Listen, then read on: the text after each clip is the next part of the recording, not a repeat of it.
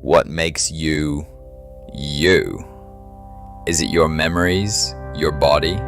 What if parts of you were replaced, one by one? At what point would you stop being you?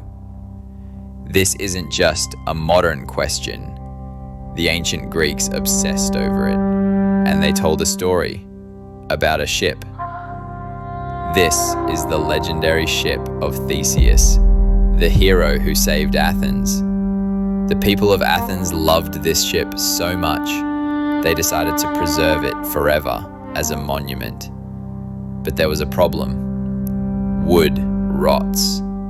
So, whenever a plank of wood decayed, the Athenians would carefully remove it and replace it with a brand new, identical plank. This went on for years. First 1 plank, then 10, then 100, until, eventually, every single piece of the original ship had been replaced.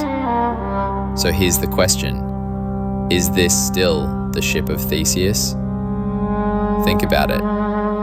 It looks the same, it has the same design, but it doesn't share a single atom with the ship Theseus actually sailed.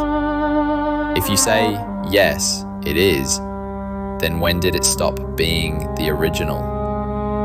When the first plank was replaced, or the 500th? If you say, no, it's not, then when did it become a new ship? There was never a moment where it wasn't a ship. But wait, it gets weirder. What if the shipbuilder who replaced all the planks kept all the old, rotten pieces? And what if he used them to build a second ship? Now, which one is the real Ship of Theseus? The one at the monument made of new parts? Or the one made of the original, decayed parts?